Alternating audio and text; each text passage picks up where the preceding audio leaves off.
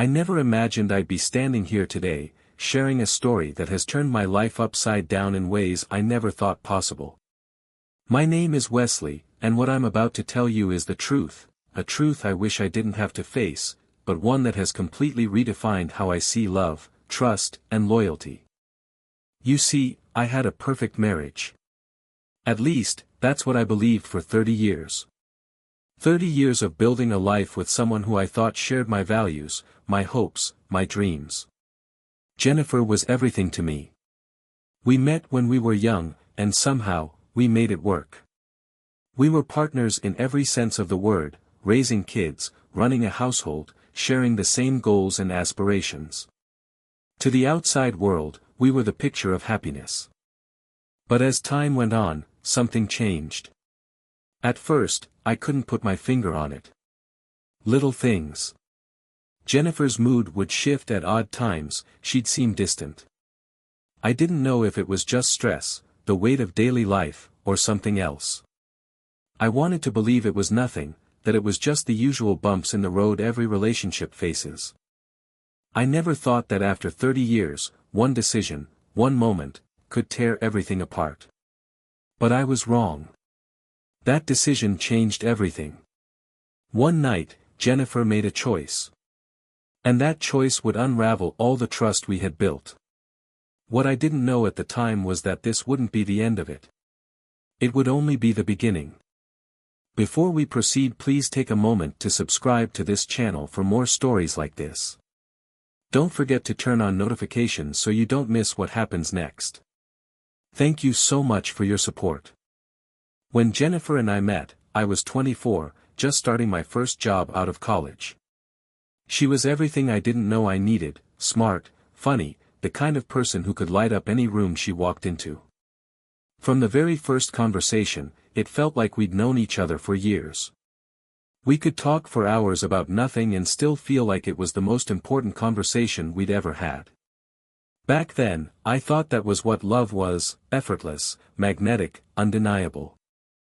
I remember our first date like it was yesterday. It wasn't extravagant, we grabbed coffee at this little cafe near the park. But it was perfect. We sat by the window, laughing about things I can't even remember now, and before I knew it, the cafe was closing. Even after that, we didn't want the night to end, so we walked through the park, talking about our dreams, our families, our fears. By the end of the night, I knew she was the one. From that moment on, everything fell into place. We got married 3 years later. It wasn't a grand wedding, just close family and friends, but it was exactly what we wanted. I can still see her walking down the aisle, the way her smile lit up her face. She looked so happy. So sure. And for 30 years, I held on to that image. That memory. Because it was one of the best moments of my life. I think back to those early years sometimes, and I can't help but smile. We were so young, so full of hope. We didn't have much money, but we didn't care. We spent Saturday mornings making pancakes in our tiny apartment kitchen, arguing over who could flip them better.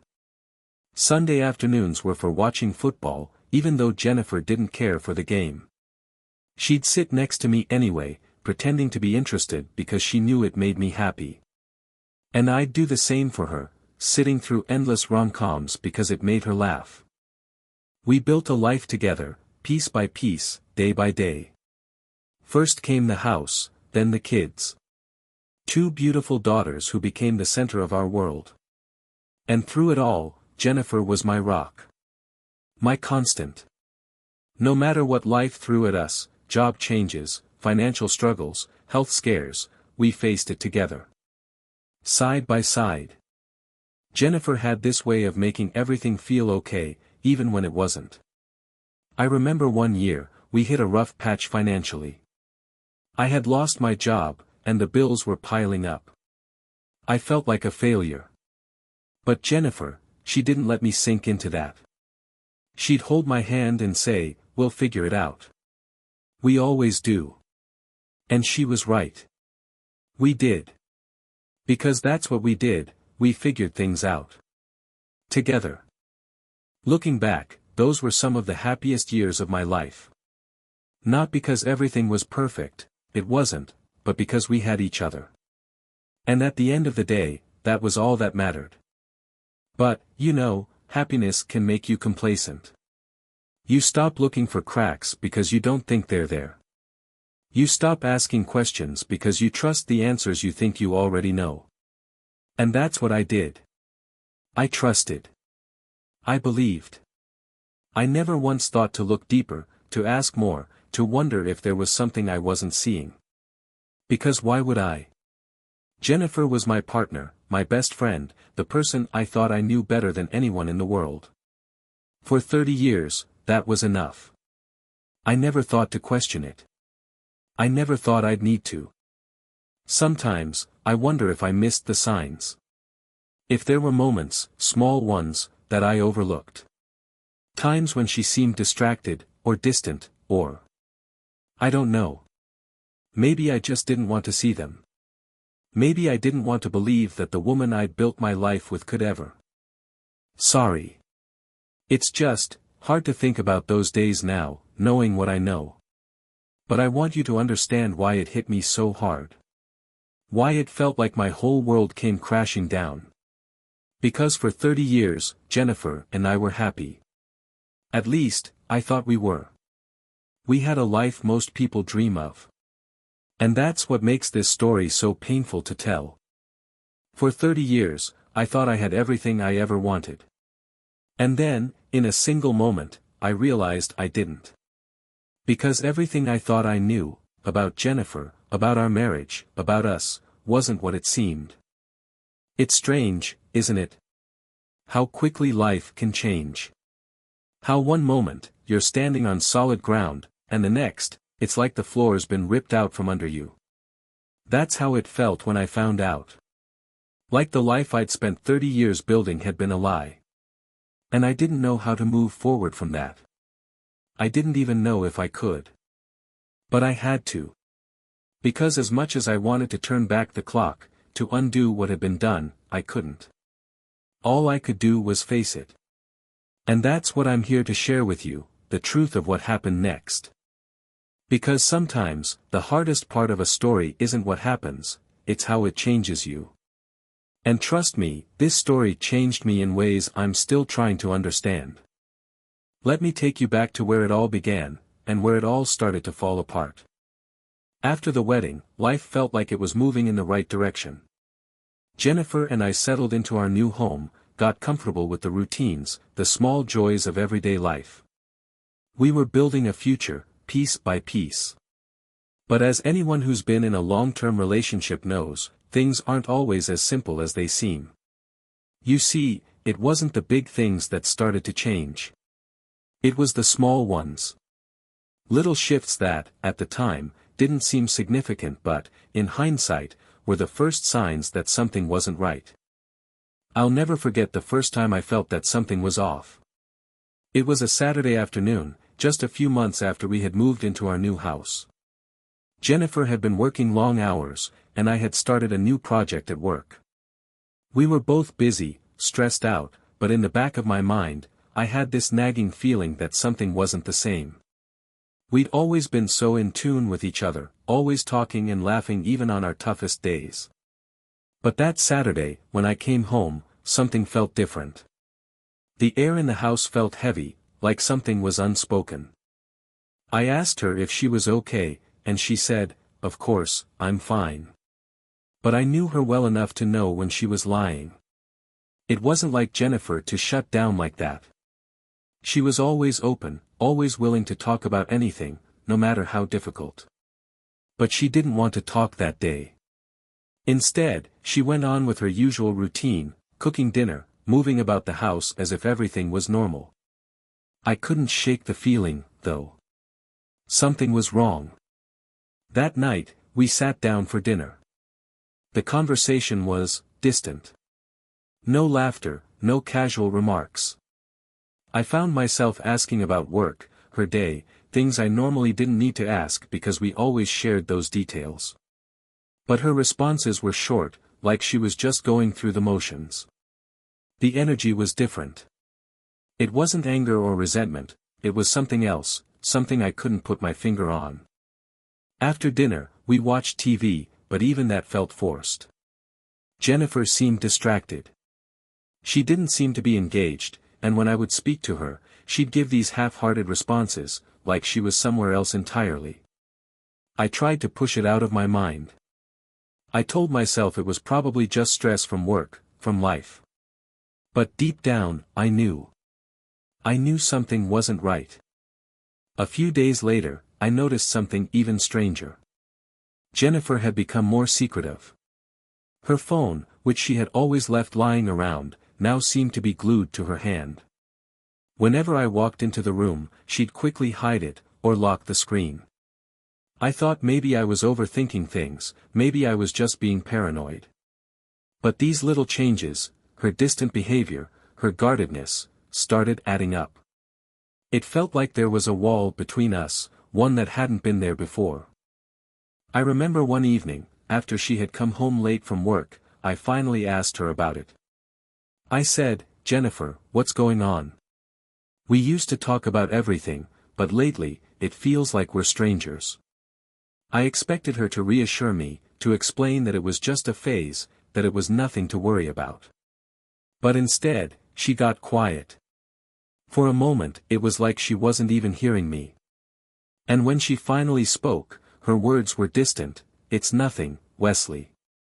I'm just tired." I wanted to believe her. I wanted to believe that everything was okay, that the woman I had married wasn't slipping away from me. But deep down, I could sense the distance growing between us. And I couldn't ignore it. I was starting to feel something I hadn't felt in years, loneliness. Not because she wasn't physically present, but because emotionally, she was starting to shut me out. Over the next few weeks, this became more and more apparent. Jennifer's attention to me seemed to wane. She wasn't interested in the little things anymore, things that had once made us so connected. She didn't seem interested in our family outings, in catching up on each other's day. I started to question everything. What had changed? What had happened to the woman I married? The one who always seemed to know what I was thinking without me saying a word. And then, one evening, the phone call came. The one that changed everything. I won't forget it.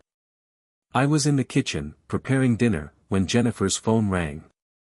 She wasn't in the room, but I saw the name on the caller ID, Derek. Derek was an old friend from work. I didn't think much of it, at first. But then, Jennifer picked up the phone, and she stepped into the hallway to take the call. I didn't think anything of it at first, but then I heard her voice, muffled but clear. She sounded different. Her tone was softer, almost playful. It didn't feel like the Jennifer I knew. And when the call ended, she quickly returned to the living room, acting like nothing had happened. I didn't confront her then. I didn't want to accuse her of something I wasn't sure about. But I couldn't shake the feeling that something was changing. Something was slipping through my fingers, and I was powerless to stop it. That night, I lay in bed, staring at the ceiling, unable to sleep. All I could think about was that call. And I couldn't help but wonder, was I really overthinking this? Or was this the first red flag? The first sign that something I could never have imagined was starting to happen. And just like that, the quiet discomfort grew. What I once thought was a phase, a small bump in the road, had now become something I couldn't ignore. Something I couldn't unsee. I didn't know it yet, but this was just the beginning of a journey that would change everything I knew about love, marriage, and trust. It all started innocently enough. Jennifer began spending more and more time at work, later nights, longer hours. I told myself she was just focused on her career, and I respected that. After all, we were building a life together, and sometimes that meant sacrifices. But the shifts were becoming harder to ignore. She'd come home exhausted, barely able to string together a sentence, only to head straight to bed. And when she wasn't physically tired, she was emotionally distant, retreating into her phone, typing away, never letting me see what she was looking at. I didn't think much of it at first, I trusted her, and I thought I had no reason not to. Then came that one moment, the moment that would change everything. It was a Thursday evening. I remember because I'd gotten home early, expecting to surprise Jennifer with her favorite dinner. I thought it might be nice for us to reconnect, to spend some quality time together. But when I walked into the living room, something didn't feel right. Jennifer was sitting on the couch, her phone in her hand, but when I walked in, she quickly locked the screen. It was subtle, but it caught my attention. It wasn't like her to hide things, to be secretive. It was just a small moment, but it raised a red flag in my mind. I didn't confront her right away. I told myself it was nothing. But I couldn't shake the feeling that something had changed. Over the next few days, I started noticing more signs, the quiet phone calls that always ended when I walked into the room, the sudden need for alone time, the stories that didn't quite add up.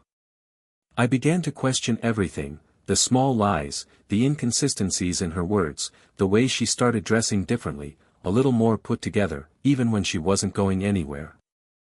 It all came to a head one evening, a few weeks later. I had been feeling restless, like there was something I was missing, so I decided to follow my instincts.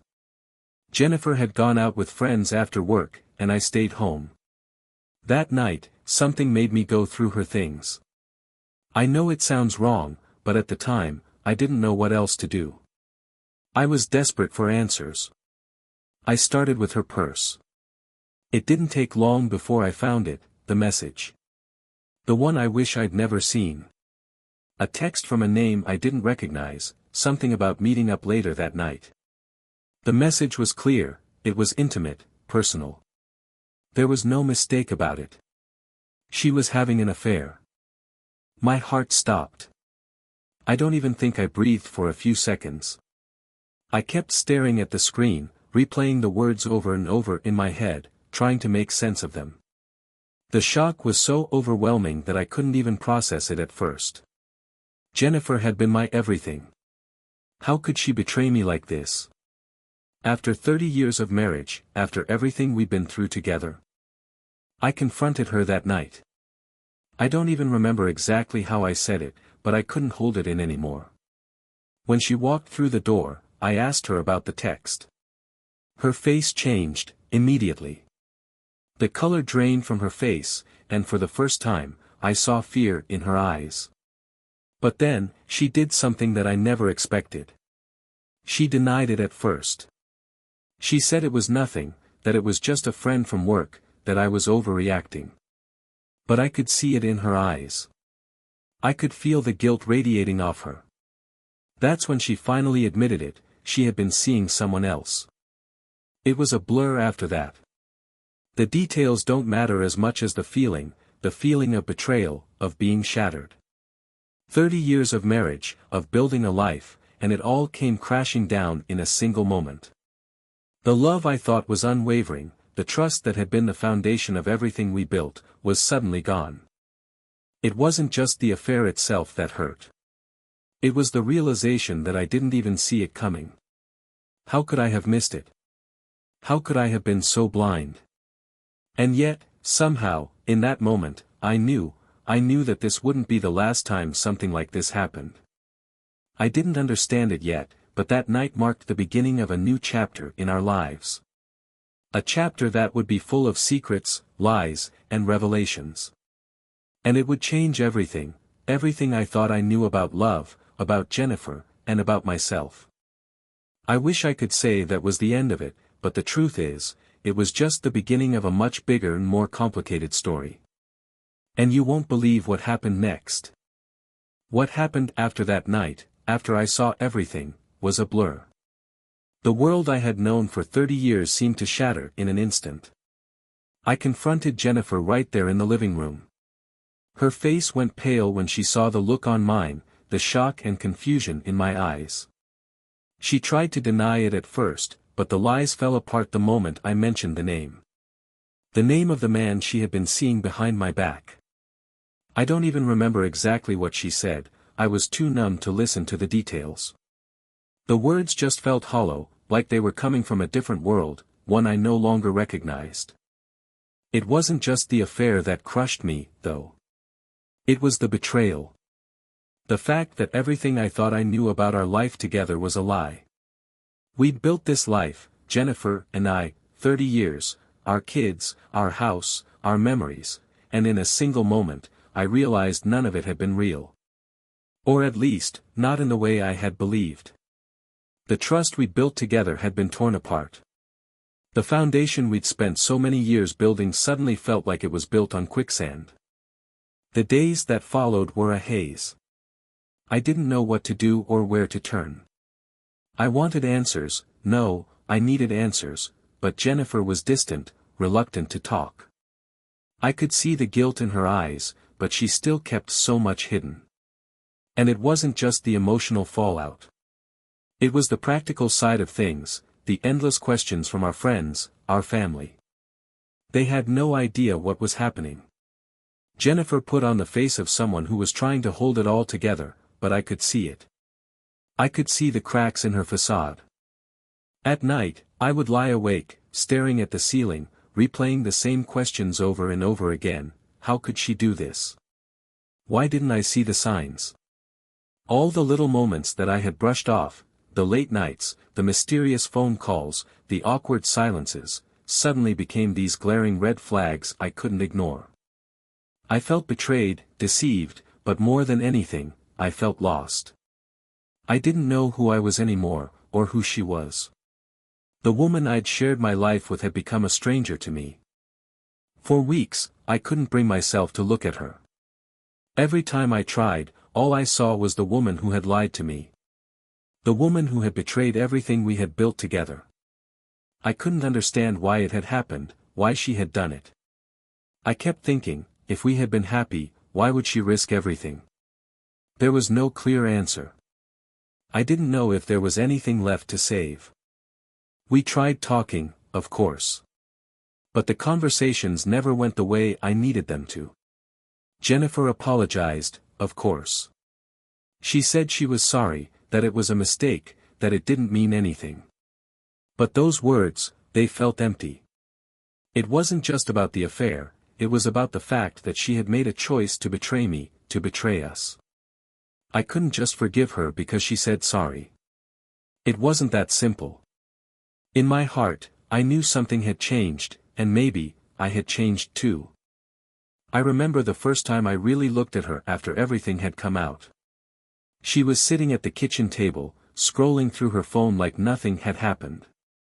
And in that moment, I realized that this was the aftermath of everything we had been through, the pain, the anger, the mistrust, it was all lingering, like a cloud that would never go away. She was still the woman I had married, but she wasn't the same person anymore. I wasn't the same either. From that moment forward, I wasn't sure what to do. Do I stay and try to rebuild? Can we ever be the same again? Or do I walk away and let it all go? I didn't know. I wish I could tell you that I had all the answers, that I knew exactly how to fix things. But I didn't. I was lost. Completely and utterly lost. People talk about the aftermath of an affair like it's something that can just be fixed with time. But they're wrong. You don't just get over it. You don't just heal from it. You have to decide, every day, whether or not it's worth it. Whether you can look at the person who hurt you and see the person you once loved. And for a long time, I couldn't. I couldn't understand how we got to that point, how everything we had built, everything I thought we had, could be torn apart so easily. Jennifer and I didn't speak for days after the confrontation. There was nothing to say. I couldn't even look at her without feeling this overwhelming sense of betrayal. And yet, despite everything, despite the anger, the hurt, the confusion, I still wanted to fix it. I think, deep down, I believed we could still find our way back to each other. Jennifer begged me for a chance. She apologized over and over, said she was sorry, that she had made a huge mistake. She told me she was ashamed, that it was a moment of weakness, and she promised it would never happen again. But the damage was done. I couldn't just erase the image of her with someone else. I couldn't forget the pain of knowing that I wasn't enough, that something inside her had broken long before that affair ever began. But still, I wanted to believe her. I wanted to believe that this wasn't who she was, that maybe we could move forward. I mean, 30 years isn't something you just throw away. So, we tried. We tried in every way we could think of. We went to counseling. We talked, we cried. At first, it felt like maybe we could get back to where we started, to that place where everything felt effortless. Jennifer promised she would change, that she would work on herself, that she would be the partner I had once known. I wanted to believe in that, in her, in us. I tried to be patient, tried to give her the benefit of the doubt. But the truth was, I didn't trust her anymore. And trust, once broken, is never easy to rebuild. It's like trying to glue together a shattered glass. You can fix the cracks, but you'll never get it to be the same again. I thought I could forgive her. I really did. But forgiveness wasn't enough. I kept searching for answers in all the wrong places. Was it something I had done wrong? Was I the one who had pushed her away? Or was it just something inside her that I could never fix? The more I thought about it, the more I felt like I was drowning in this endless cycle of doubt and fear. Every time she came home late, every time she was distracted or distant, my mind would race. And I knew, deep down, that I wasn't the only one who felt the weight of what had happened. Jennifer did too, but we were both too afraid to face it head-on. I remember one night, a few months after the affair came to light. We sat down for dinner, like we always did. But it wasn't the same. There was no spark, no conversation like there used to be. The silence between us grew heavier with every passing minute, and I realized something that hit me harder than anything else had: we were both pretending. Pretending like we could fix this, pretending like things would go back to normal. But we both knew they never would. Yet, despite all of this, I stayed. I stayed because I still wanted us to work, because I couldn't imagine a life without her after everything we had been through together. And for a while, that hope, however small, was enough to keep me going. But the truth was, we weren't the same. I wasn't the same. Every time I looked at Jennifer, I saw the woman who had betrayed me. And every time she looked at me, I think she saw the man who had lost his faith in her. And even though we were still living under the same roof, still going through the motions of being a married couple, I knew deep down that something was broken, something had changed forever. We were both trying to fix something that couldn't be fixed, and the cracks were starting to show. I kept asking myself, what now? What could we do, after all that had happened? Could we still find a way back to the beginning? Could we ever be the people we once were? And that question stayed with me. It still does. We were both broken. But was it too late to heal? I wish I could say that after the affair, we worked through everything. That we found a way to rebuild our trust, piece by piece. That we came together and emerged stronger than before. But that's not how it went. No matter how much I wanted to forgive her, no matter how many times she promised she had learned her lesson, something inside me had changed. It wasn't just about the affair anymore. It was about me. I felt like I couldn't trust myself, my own judgment. How had I missed the signs? How had I allowed myself to be so blind? Jennifer tried. I'll give her that. She was desperate to make things right, to prove to me that she was still the woman I had married. We went to therapy. We had countless talks, long nights where she would cry and apologize, telling me how sorry she was for breaking my heart. And for a while, I thought, maybe we could start over. Maybe we could rebuild from the ashes of what had happened. I wanted to believe that. I really did. But then, it happened again. It was a random Tuesday evening. I had been out with friends, trying to keep my mind off everything, trying to convince myself that things were improving. Jennifer had been home, and we'd agreed to spend the evening together after I got back. But when I walked through the door, something was off again. The house was quieter than usual, almost too quiet. I could feel the tension, but I couldn't place why. Then, as I made my way into the kitchen, I saw her phone on the counter.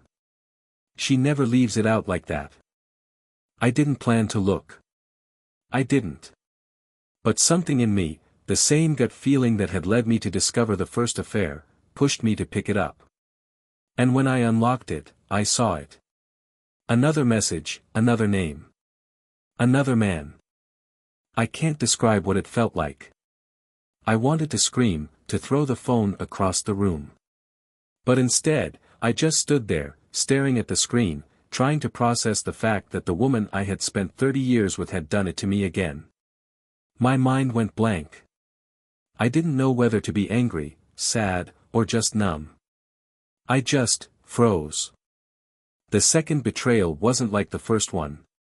It wasn't a single moment of weakness. This time, I saw the patterns, the long conversations, the late-night texts, the lies that were so much harder to ignore. Jennifer wasn't just apologizing anymore. She wasn't just regretting her actions. She was hiding things. She was going behind my back again, lying to my face, making me believe that everything was fine. That we were moving forward, when in reality, we were stuck in the same place. I confronted her again, of course. I had to. I couldn't live with this secret anymore. And once again, she apologized. She told me it was a mistake, that she wasn't in love with him, that she was just looking for something she felt was missing. But what I couldn't understand, what I still can't understand, is why she kept doing it. If she truly wanted to fix our marriage, why didn't she stop? Why didn't she fight for us the way I was fighting for her? It was then that I realized something I hadn't wanted to admit before: Jennifer wasn't just lying to me. She was lying to herself. She was holding on to something that was never coming back. And as much as I loved her, as much as I wanted to believe in the woman she once was, the woman she promised to be, I couldn't ignore the truth any longer. Our marriage, what we had, was broken in ways that couldn't be fixed. I tried to stay for a while after that. I tried to believe in the idea of us, tried to convince myself that maybe, just maybe, there was a way to save this. But deep down, I knew it was too late. Jennifer's actions had left an indelible mark on my heart. And what hurt the most was not just the affair, not just the second betrayal, but the fact that I had loved her enough to forgive her the first time. And sometimes, no matter how hard you try, the damage is too much to heal. For months after the affair, I was stuck in this emotional limbo. Jennifer was trying everything she could to prove herself, but I was stuck in a cycle of doubt and pain. Every apology she gave, every gesture, every attempt at rebuilding trust just felt like more reminders of the hurt. I wanted so badly to believe that we could recover from this, that we could move past it, but I couldn't. It was like trying to glue together shattered glass.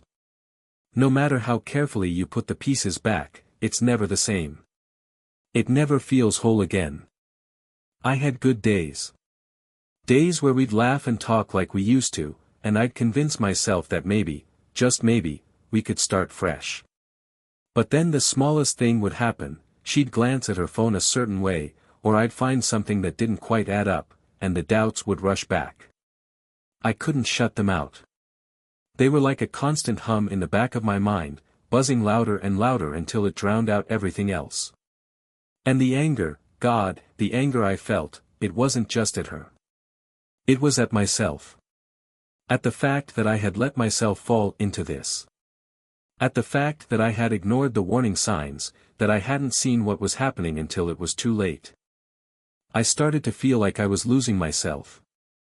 The emotional toll was too much to bear. I couldn't focus at work. I couldn't sleep at night. I was constantly on edge. And I didn't know how to fix it. The woman I had married, the person I trusted more than anyone in the world, had broken that trust in the most painful way possible, and now I was trapped in this whirlwind of doubt, guilt, and sorrow. I couldn't even tell my friends or family what had happened. I didn't know how to explain it. I didn't know how to explain to anyone that the life I had built, the life I had always been so proud of, was falling apart.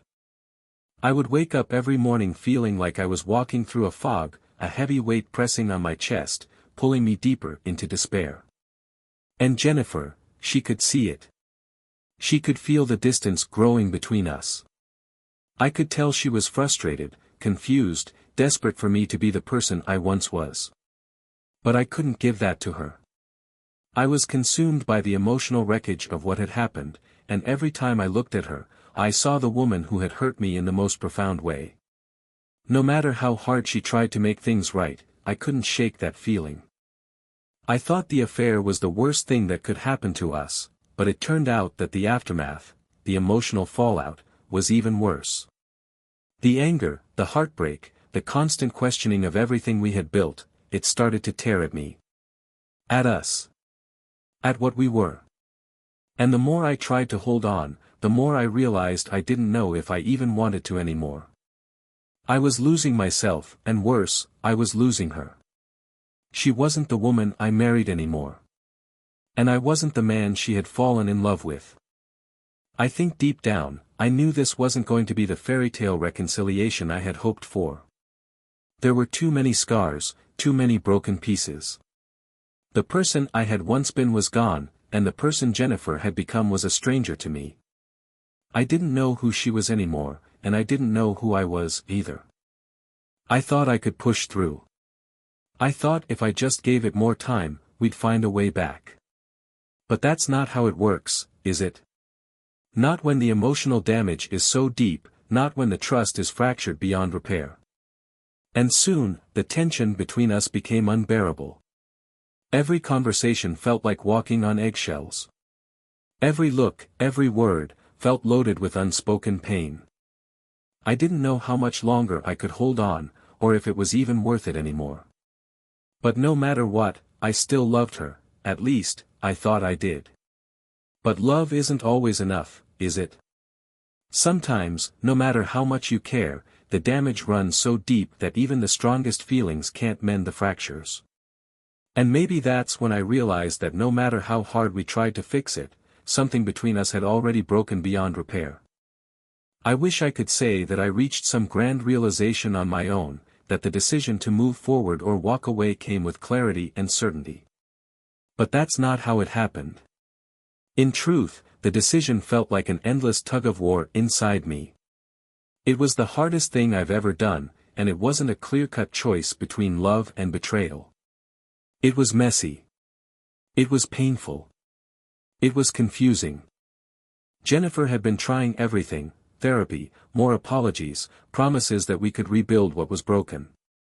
She was relentless, doing everything she could to show me that she wanted to fix things. But after everything that had happened, the affair, the lies, the emotional distance, could I really look past all of it? Could I really believe that we could get back to who we once were? And if I couldn't believe that, what did that mean for us? For our family? I kept asking myself those questions. Every day, I'd wake up, and the doubts would rush back in like a flood. Was I just holding on to a memory of what we used to have? Was I staying because I feared being alone, or was I still in love with the person she once was? The person I thought she still was? I was stuck in this cycle, where every part of me screamed to walk away, but another part of me, maybe the part that still loved her, wanted to give her another chance. Another shot at getting it right. I'll be honest, I wasn't sure. And I think that's the hardest part of it all. There's no guidebook for moments like these. There's no easy path to follow when your heart is torn in two. I wanted to believe in the vows we had made, in the love that had carried us through 30 years of marriage. But I also couldn't ignore the hurt. I couldn't ignore how broken I felt inside, how much the betrayal had chipped away at my sense of self, at my sense of trust. Every part of me screamed to protect myself, to not let her in anymore. But then, there were moments when she'd do something so familiar, something so her, and I'd think, maybe this is still worth fighting for. The truth is, I didn't know what to do. For weeks, I went back and forth. I'd have moments where I felt like we could make it, where I believed we could rebuild our life from the ashes. And then there were other moments when the reality of what she had done hit me again, those deep, sharp pangs of betrayal, and I couldn't breathe. I'd question everything, the foundation of our marriage, everything I thought we were. And then I'd pull back, retreat into myself, because I wasn't sure if I could ever trust her again. But as much as I wanted to hold on, there came a moment, one day in particular, where I realized that the person I had been living with wasn't the same person anymore. And maybe, just maybe, I wasn't the same person either. Our love had been built on trust, and I had watched that trust crumble. I had watched it unravel in front of my eyes, and no matter how many apologies Jennifer gave, no matter how many promises she made, something inside me had already shifted. The damage had been done, and the scars were too deep to ignore. It was then that I knew. I knew that I had to make a decision, one that I couldn't take back. The decision wasn't just about Jennifer and me anymore. It was about my own healing. My own peace. I couldn't keep holding on to a version of love that no longer existed. The weight of the past, the betrayals, and the heartache had become too much to bear. And so, I made the hardest choice I've ever had to make. I walked away. It wasn't easy. It wasn't a clean break. It wasn't even a decision I was fully at peace with, because no matter how much I wanted to move forward, I still cared about her. But I had to let go. For me. For my own sanity. For my own healing. Because sometimes, no matter how much love is left, the pain is too much to carry. And I couldn't keep holding on to something that was breaking me inside. It was the hardest thing I ever had to do. And as I walked away, I didn't know what would happen next. But what I did know was this: sometimes, the greatest act of love is knowing when to let go. Looking back now, it's hard to put everything into words. So much of it still doesn't make sense. But in the end, what happened, everything that led up to this moment, has shaped who I am now. I've come to realize that sometimes love isn't enough. Sometimes, the cracks in a relationship are too deep to repair. And sometimes, no matter how much we want to hold on, we have to let go. For both of us. I don't know when it happened exactly, when the emotional wall between us became too high for either of us to climb over. Maybe it was the second betrayal, the time I caught Jennifer texting someone else late at night.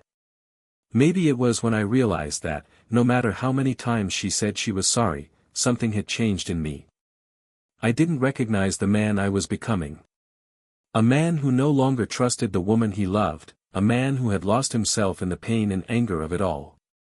Somewhere along the way, I began to wonder if the version of Jennifer I had been holding onto was still there, or if I had been in love with a memory. A version of her that no longer existed. Maybe I had been holding onto something for so long that I couldn't see what was right in front of me. The reality, our reality, had changed, and so had we. The truth was, I had to let go of the past, and so did she. I don't think you ever truly get over something like this, not completely.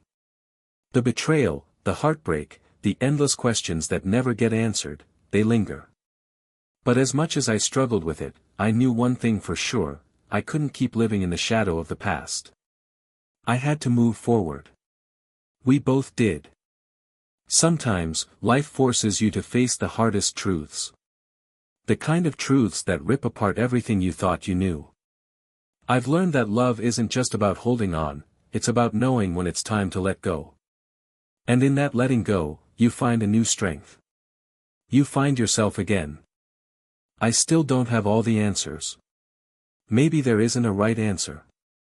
But I've come to accept that, in the end, the most important relationship you have is with yourself. I had to rebuild that relationship first, before I could think about anything else. It wasn't easy. It wasn't pretty. But it was necessary. The journey didn't end there. Life has a funny way of showing you who you truly are when everything else falls apart. I'm not the same person I was before Jennifer's affair, but I've learned to accept that. I've learned that healing doesn't happen overnight. It's a long road, and it's different for everyone. Love is complicated. It's messy. It's painful. But it's also beautiful in ways you don't always see right away. The heart doesn't always heal in the way you expect, and sometimes, it takes a lot of broken pieces to find your way back to who you're meant to be. Jennifer and I, we tried. We fought for our marriage, but some battles aren't meant to be won. And in the end, that's okay. Thank you for staying with me. This story is mine, but I know there are many of you out there who have gone through similar struggles, similar heartaches. We're not alone in this. And sometimes, just knowing that is enough to help us take the first step toward healing.